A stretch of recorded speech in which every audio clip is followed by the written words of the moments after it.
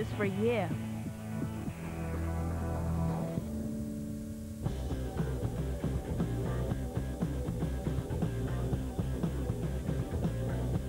Ear-splitting engines, road-hugging aerodynamics and looks to die for. They're supercars. Let's meet the high-powered mean machines in this week's Driven 100. Ferrari provide the benchmark in this group, and the standard is set pretty high with this 360 Modena. Its looks aren't to everyone's taste, but there's no disputing when you get behind the wheel that this is a car with track-bred performance, a real supercar.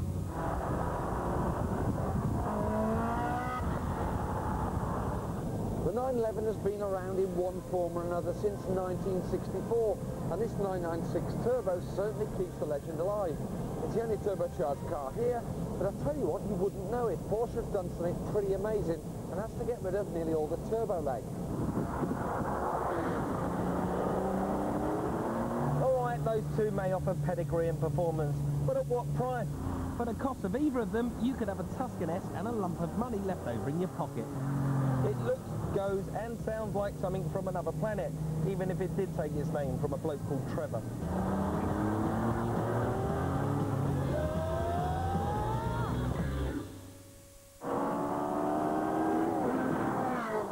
If you value your licence, the only place you're really going to get to grips with one of these cars is on the track.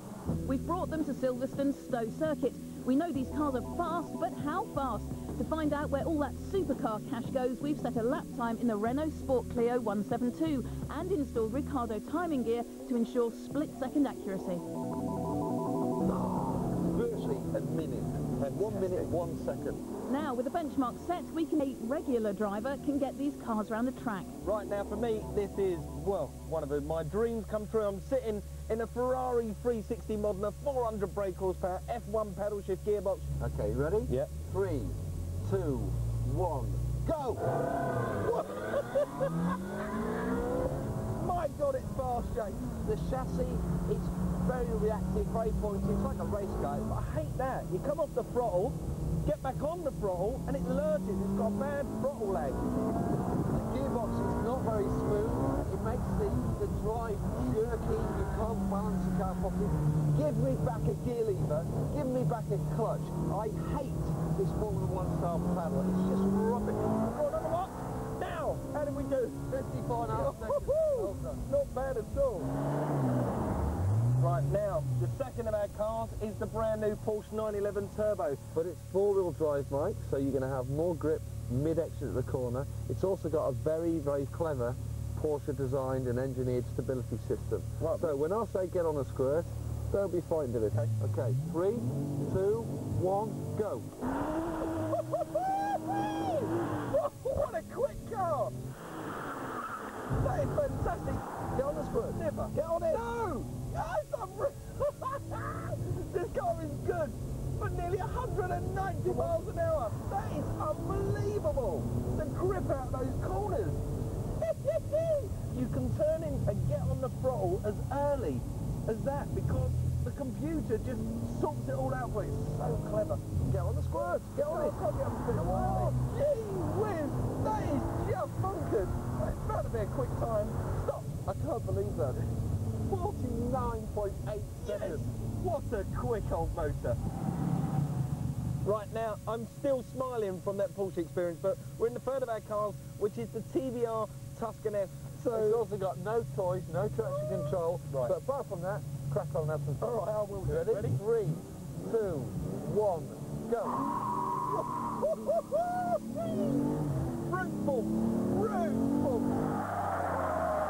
Oh, mate, isn't it pointy? Turns in very well. Go on. It's quick, dynamic, raucous and raw, and it really is totally different driving experience than what you'll get out of the Porsche or the Ferrari. They've got electronic aids to help you.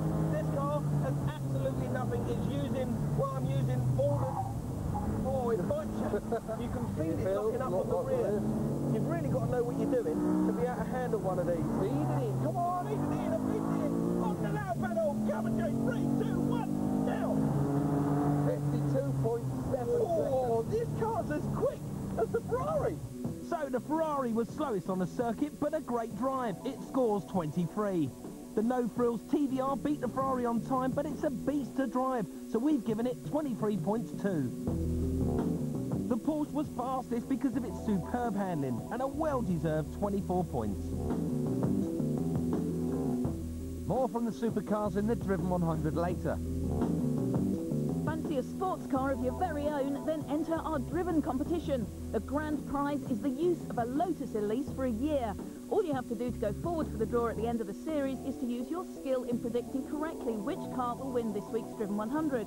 Just call 090 1303 1303 before the results are announced at the end of the programme. We're running this competition every week, so the more you enter, the greater the chance you have of winning. The winner will be chosen after the last programme of the series.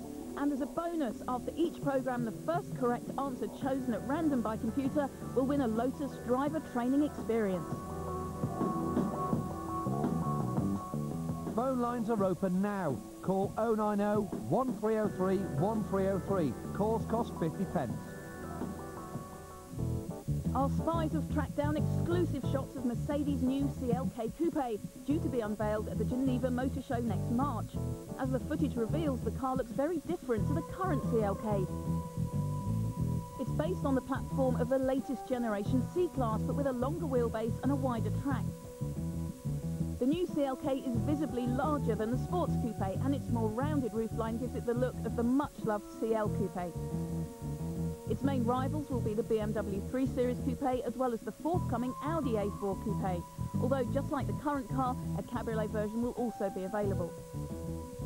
There'll be a range of engines from the 2-litre to the 3.2 V6. It'll be available either with a 6-speed manual gearbox or an all-new 6-speed automatic. Our sources also believe that the car could be offered for the first time with Mercedes' new 4-wheel drive system, developed with the Australian firm Stay. So, say good day to a very special car. You don't have to have a country pile to have a Larry car. Here's 3 very fast cars for around 10 grand. The hot favourite has to be the SC Porsche 911. Make sure it's a post-1979 so it's galvanised and won't rust. Buying an old 911 is like a minefield. Always get specialist advice. Don't want something German? How about something Japanese? A Subaru Impreza WRX. For this money you'll get a P-plate, room in the back for the kids, a huge boot and a 0 to 60 time comparable to a Porsche. Be wary of buying an import though, and once again make sure you go to a specialist dealer.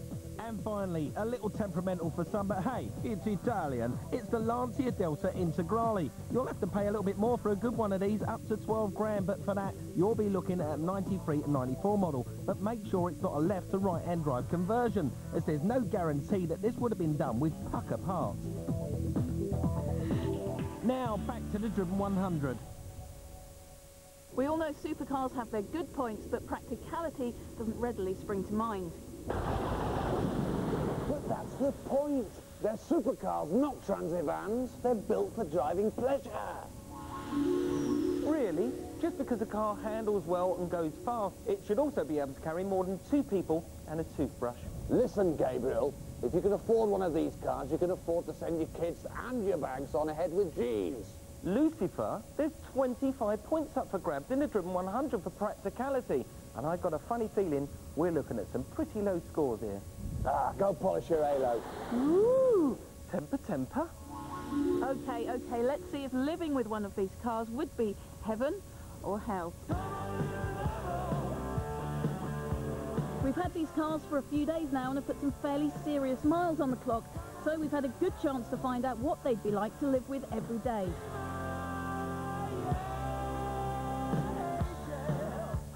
That Ferrari's dead unpractical. There's nowhere to put me bits and pieces. It's difficult to drive around town. It drops out of gear all the time. You have to select the gear. And it's just a nightmare to park. I can't seem to judge the corners on that car. Yeah, It's not going to score well, is it? no, it's a big car. Bigger than you feel it. Do you reckon it's single figures? For a supercar, but it's not meant to be practical, is it? It's a supercar. What, 9? Yeah, no. Yeah. TVR? TVR has got the most enormous boot for a car like that. You just open it up, oh my god, it's huge. But I still think it's quite hard to manoeuvre because the front of the car is so long. It hasn't got a great steering like that car, admittedly. But it has got space behind the seats as well, Fran. Yeah, it has. So, what are we going to score that? 11? 11. And then we come to the Porsche. As a supercar goes, that's got to be the most practical one there is. Easy. It's easy to drive. It's easy to park as well, which is important. It doesn't feel unwieldy. It doesn't feel cumbersome. There's quite a lot of space underneath the rear seats if you fold them down, and also on top. There's a half-decent boot on it at the front. It's an everyday car.